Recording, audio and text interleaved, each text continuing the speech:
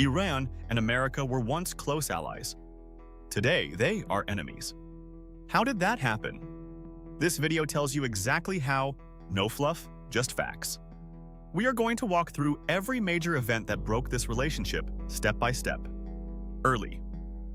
Relations, before 1950. Let's start at the beginning. In the 1800s and early 1900s, Iran was called Persia. The country was nervous about two big powers trying to control it, Britain and Russia. America was seen as more trustworthy. Iran actually hired American financial advisors, Morgan Schuster in 1911 and Arthur Millspaugh in 1923, to help manage its economy.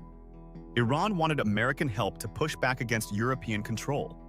After World War II, the relationship between the US and Iran was still positive. But that was about to change because of one thing: oil. The 1953 coup, the event that started everything. Britain had controlled Iran's oil industry for decades. In 1951, Iran's parliament voted to take that oil back. They nationalized it, meaning the government would now own and control it. A man named Mohammad Mossadegh became prime minister and led this move. Britain was furious. But Britain could not fix this problem alone.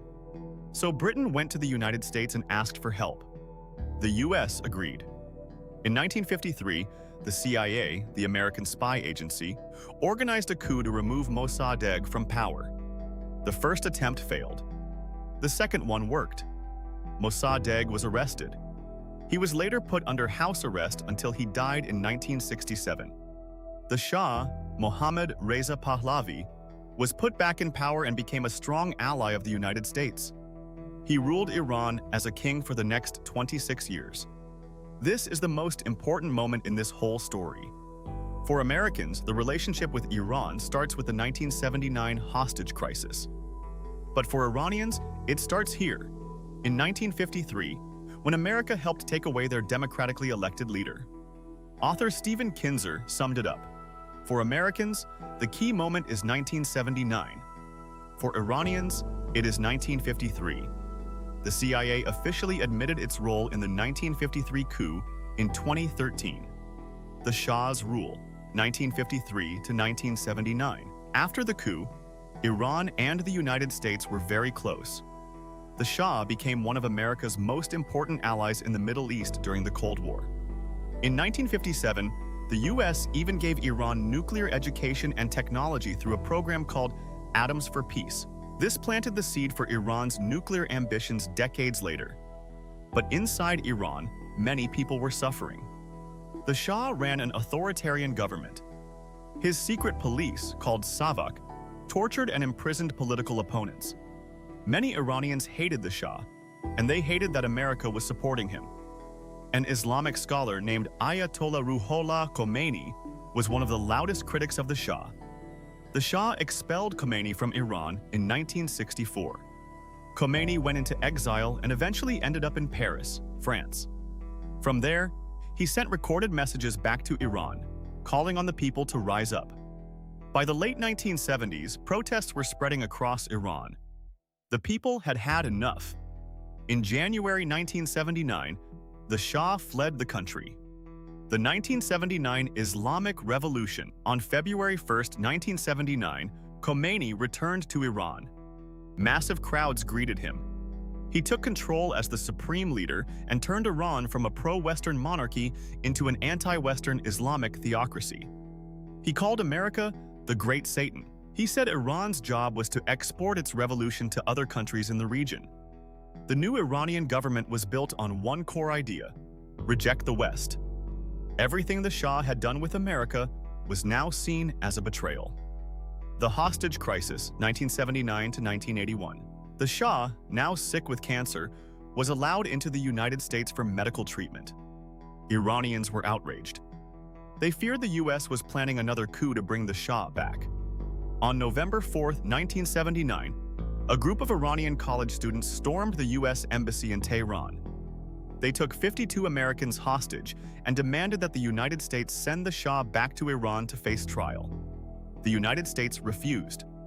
President Jimmy Carter severed diplomatic ties with Iran and froze Iranian assets. A rescue mission, called Operation Eagle Claw, was launched in April 1980. It failed badly. A helicopter and a plane collided in the desert, killing 8 American service members.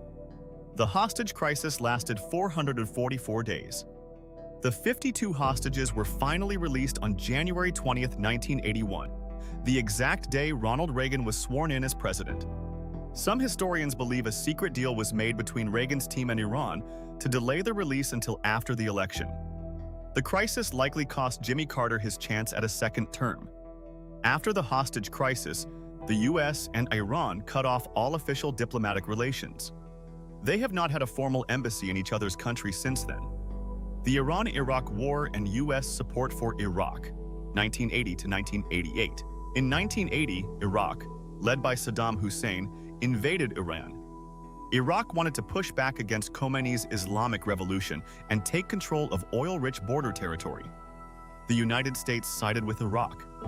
America provided Saddam Hussein with weapons, intelligence, and financial support, even while knowing Iraq used chemical weapons against Iranian soldiers. This deepened Iranian anger toward America even further. The war lasted 8 years. By some estimates, Iran lost up to 1 million people. It was one of the deadliest wars of the 20th century. The Iran-Contra affair, 1986. Here is where things get complicated. Even as the US publicly called Iran a state sponsor of terrorism, a label Reagan gave Iran in 1984 after Iran-backed Hezbollah bombed a US military base in Beirut, killing 241 Americans. The Reagan administration was secretly doing business with Iran. Senior officials in the Reagan administration secretly sold weapons to Iran, hoping Iran would use its influence to free American hostages being held by Hezbollah in Lebanon. The money from those weapons sales was then illegally used to fund anti-communist rebel fighters in Nicaragua called the Contras. Congress had banned funding the Contras.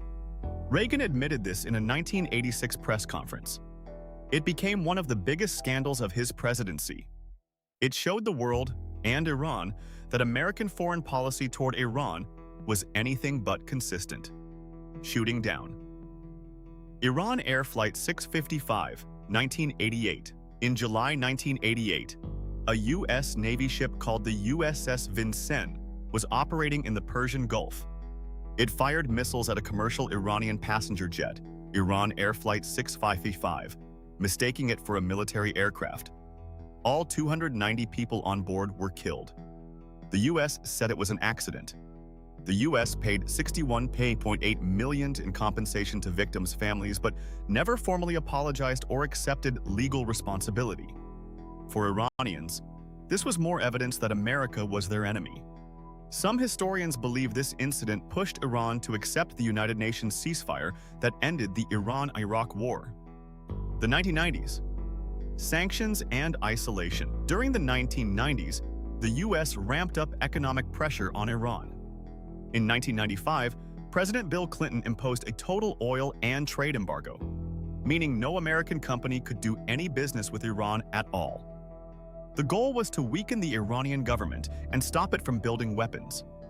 Iran's economy struggled, but the Islamic Republic stayed in power. The nuclear question and the JCPOA, 2002-2000. In 2002, it was revealed that Iran had been secretly building nuclear facilities. Iran said the program was for peaceful energy production. The United States and much of the world feared Iran was trying to build a nuclear bomb. Sanctions grew heavier. After years of tense negotiations, a historic deal was reached on July 14, 2015. It was called the Joint Comprehensive Plan of Action, or JCPOA. Iran agreed to reduce its stockpile of enriched uranium by 98%, limit uranium enrichment to 3.67%, far below the 90% needed for a weapon, and allow international inspectors from the IAEA to monitor its nuclear facilities. In return, the US and other world powers agreed to lift major economic sanctions. The deal was agreed to by Iran, the United States, China, Russia, France, the United Kingdom, Germany, and the European Union. The IAEA confirmed that Iran was in compliance with the deal. But in May 2018, President Donald Trump withdrew the United States from the deal. Trump called it the worst deal ever, and said it failed to address Iran's missile program and its support for armed groups across the Middle East. America's European allies disagreed and urged Trump to stay in the agreement. After the U.S. pulled out, Iran gradually stopped following the deal's limits and began enriching uranium at higher levels. By late reports, Iran's breakout time, the time it would need to produce enough material for a nuclear weapon, dropped from over 1 year to as little as 1 week. Killing General Soleimani, 2020. On January 3, 2020, the United States carried out a drone strike at Baghdad Airport in Iraq. It killed Qasem Soleimani, the commander of Iran's elite Quds Force, one of Iran's most powerful military figures and widely considered the second most powerful person in Iran after the supreme leader. Iraqi militia leader Abu Mahdi al-Muhandis was also killed. Iran called it an act of war. 5 days later, Iran launched missile strikes on 2 U.S. military bases in Iraq. No Americans were killed, but over 100 U.S. soldiers were later diagnosed with traumatic brain injuries. 2026, U.S. and Israel strike. Iran, tensions continued to escalate. On February 28, 2026, the United States and Israel launched a joint military attack on Iran called Operation Epic Fury by the U.S. military and Operation Roaring Lion by Israel. The operation targeted nuclear facilities, military sites, and key officials. Iranian Supreme Leader Ali Khamenei was killed in the strikes. It marked the most direct and dramatic military confrontation between the U.S. and Iran in their entire history.